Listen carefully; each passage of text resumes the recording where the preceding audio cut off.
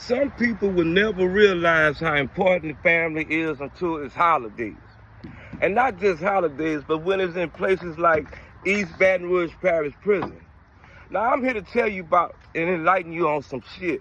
But before I do that, I gotta say welcome back to East Baton Rouge Parish Prison Stirs. I say welcome back. I can remember years ago when I was locked up on N1 and N2. And you could look through the windows, and if you was lucky, you was able to see fireworks shooting up in the air on the 4th of July, if you was lucky. And I'm saying for 7 years, I had to be incarcerated, and I watched this shit go down like this for 7 years.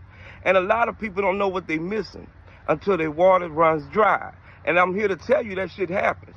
But then you got these dudes today that's locked up in that bitch mad and fussing and having fits and fighting and shit because they not home with the loved ones when they had a chance to be home with the loved ones. It's sad to say that sometimes things never go your way, and they won't. And I can remember me one night calling, getting ready to go use the phone to call my family and to check on them and to see how they enjoying themselves on this beautiful 4th. But you got to remember, this year it was tricky because the 4th of July was on a Friday. And normally it's ever that case, so to mean the weekend is finally here. And I can remember me calling my mama and my daddy and my girl, and I'm just trying to talk to them. And I remember them telling me, we watching the kids shoot fireworks, we can't hear you. Well, what in the fuck you answer the phone for? Didn't you think I wanted to talk?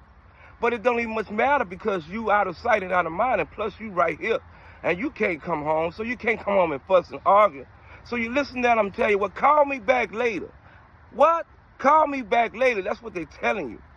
And I can remember me hanging up the phone, and I remember other dudes using their phones, and they going through the same shit I'm going through. There you go. Deputy, I can't live. No, I can't live. I can see this time coming, and I see it before it even much happened. I'm seeing them calling a wreck call. And you got to look at it. When they call a wreck call on the 4th of July, they looking for a bang, and that bitch gonna go boom. Deputy, I can't live.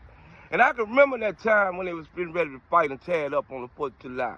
And the only thing that saved us was God. And a lot of people don't believe me. He really don't be in there all the time. He got places to be. And that's just based on true story. But I remember the guards coming in there and they hitting the gates, rack the gates. We wondering what's going on, rack the gates. They holler about everybody on the till. And they say when they call your name, you cross over.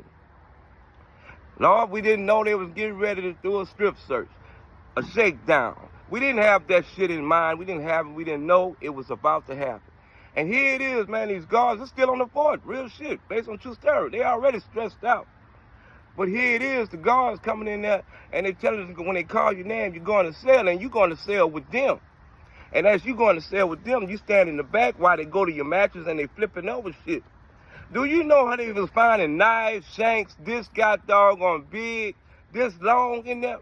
And I'm on the line with the dudes who got it. So I'm like, what are you going to do? Who you going to kill? You ain't no barbarian. That's what you think. But here it is, man. I'm telling you, every two-man cell they went down, they was finding shit.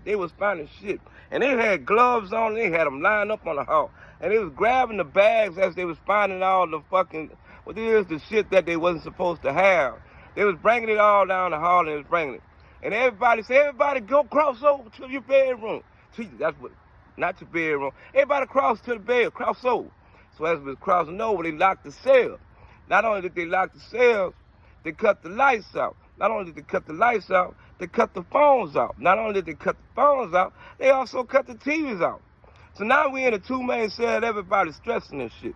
And you got to understand about bar fighting. Bar fighting will run you crazy because you got 32 cells on the fucking thing. There's two men in each one of these cells.